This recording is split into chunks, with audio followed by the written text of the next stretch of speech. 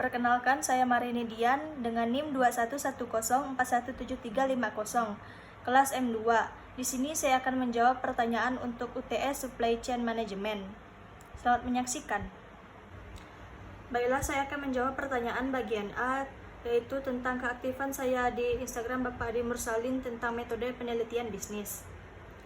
Yang pertama ada pembicaranya Rendika, topiknya tentang penelitian terdahulu. Penelitian terdahulu dicantumkan di dalam penelitian sebagai bentuk perbandingan penelitian yang dilakukan dengan penelitian yang telah ada sebelumnya. Ini dapat digunakan apabila judul-judul penelitian yang telah dilakukan sebelumnya bersinggungan dengan judul penelitian yang dipilih. Bentuk penelitian terdahulu bisa diambil dari jurnal, seminar, laporan penelitian, tesis, dan skripsi. Manfaat saya menonton video ini yaitu saya mendapatkan ilmu tambahan yaitu tentang penelitian terdahulu. Kemudian yang kedua ada pembicaranya Khadijah Makarim, topiknya yaitu landasan teori. Landasan teori merupakan sebuah konsep dengan pernyataan yang sistematis atau tertata rapi, karena landasan teori ini nantinya akan menjadi landasan yang kuat di dalam penelitian yang akan dilakukan oleh peneliti. Arti lain dari landasan teori merupakan seperangkat definisi konsep. Cara membuat landasan teori yaitu yang pertama, mencantumkan siapa nama penemunya. Yang kedua, tahun dan tempat teori yang ditemukan dan isinya. Kemudian ada fungsi menulis landasan teori.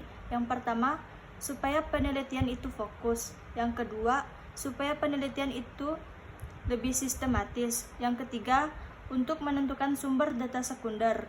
Manfaat menonton video ini, kita bisa memahami apa itu landasan teori dan bagaimana cara menulis landasan teori yang baik dan benar. Kemudian yang ketiga ada pembicaranya Khadijah Makarim, topiknya judul skripsi yang baik. Skripsi adalah suatu karya ilmiah berupa paparan tulisan hasil penelitian sarjana S1 yang membahas suatu permasalahan atau fenomena dalam bidang ilmu tertentu dengan menggunakan kaidah-kaidah yang berlaku. Adapun ciri-ciri judul skripsi yang baik, yang pertama harus ada permasalahan, yang kedua sesuai minat peneliti, yang ketiga judul relevan dengan studi yang ditekuni, yang keempat variabel yang diukur harus tercermin dalam judul, yang kelima ada lokasi penelitian, yang keenam adanya populasi penelitian, yang ketujuh sesuai kemampuan isi penulis.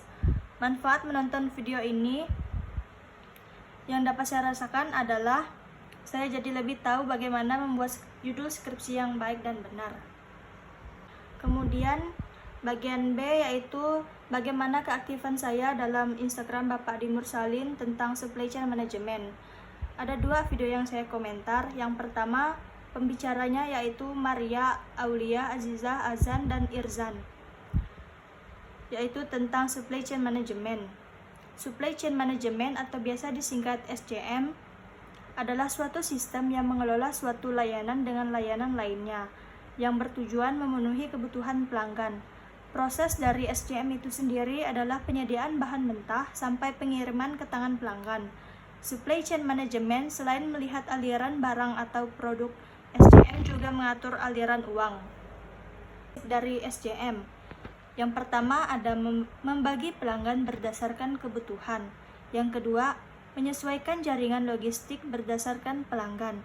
Yang ketiga, menambah nilai tambah untuk pelayanan kepada pelanggan.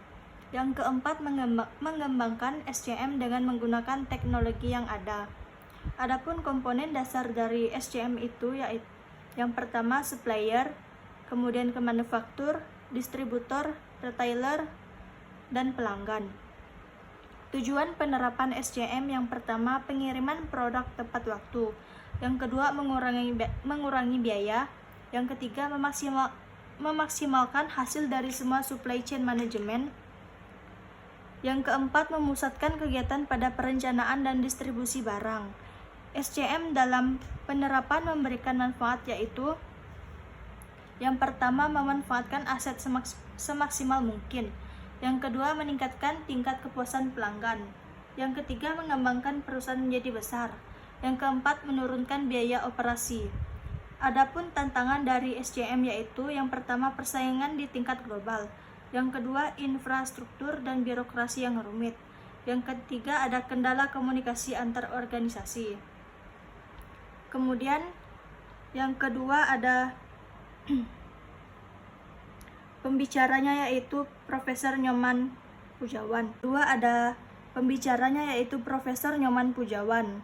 Tapi pembicaraannya yaitu tentang supply chain strategi and performance. Isi topiknya yaitu strategi adalah pilihan dan juga keputusan dalam jangka waktu yang panjang. Strategi dalam supply chain akan menentukan unggul atau tidaknya perusahaan dalam persaingan. Aspek supply chain strategi. Yang pertama ada pentingnya supply chain strategi bagi perusahaan, karakteristik produk atau menyesuaikan karakteristik produk dengan supply chain strategi. Yang ketiga ada pilihan strategi atau efisien dan responsif. Yang keempat ada decoupling point atau sampai mana kita menggunakan persediaan barang untuk memenuhi kebutuhan pelanggan. Yang kelima ada postponement atau menunda diferensiasi produk. Ada beberapa tantangan dalam mengelola supply chain yaitu yang pertama, keinginan pelanggan yang cepat berubah. Yang kedua, pasokan material yang semakin sulit. Yang ketiga, persaingan semakin tinggi. Yang keempat, ada siklus hidup produk semakin pendek. Yang kelima, variasi produk yang semakin banyak. Itulah kenapa kita menghadapi tantangan tersebut. Maka perusahaan memerlukan strategi yang tepat untuk mengelola supply chain itu. Baiklah, di sini saya akan menjawab pertanyaan bagian B. Yang pertama, apa pentingnya supply chain management bagi perusahaan? Supply chain management itu sendiri merupakan kegiatan merencanakan, mengendalikan, dan juga menjalankan arus produk. Dalam rantai pasokan ini meliputi proses perolehan bahan baku, proses produksi sampai dengan distribusi produk sampai ke konsumen akhir, sehingga cara ini akan lebih efisien dan menghemat biaya. Supply chain management menjadi usaha yang luas dan juga lebih kompleks, di mana hal ini tergantung pada mitra pemasok, produsen, dan seterusnya, di mana diharapkan setiap proses rantai pasokan tersebut bisa berjalan baik dan lancar. Supply chain management sangat penting dilakukan untuk memperlancar proses produksi dan proses pemasaran untuk memenuhi kebutuhan konsumen. Agar pengendalian rantai pasokan dapat efektif, maka diperlukan arus informasi yang lancar dan rasa saling percaya antar bagian, baik itu pemasok, perusahaan maupun konsumen.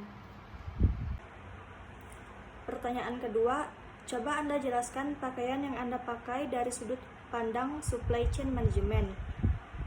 Proses supply chain management pakaian yang saya pakai adalah dengan diawali dengan proses produsen atau memproduksi bahan pakaian yang belum jadi menjadi pakaian jadi. Lalu distributor membelinya dan menjualnya. Distributor maksudnya adalah pasar atau agen. Lalu sampailah pakaian jadi tersebut ke tangan konsumen yang dibeli dari pasar.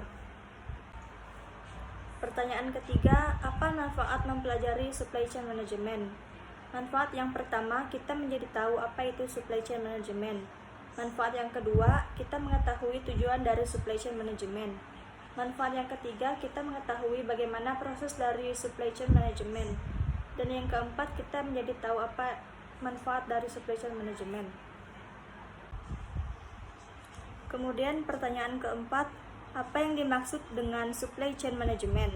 Supply chain management atau biasa dikenal sebagai rantai pasokan adalah rangkaian kegiatan yang diperlukan untuk merencanakan, mengendalikan, dan menjalankan arus produk. Ini meliputi proses perolehan bahan baku, proses produksi, hingga distribusi produk ke konsumen akhir dengan cara yang paling efisien dan hemat biaya.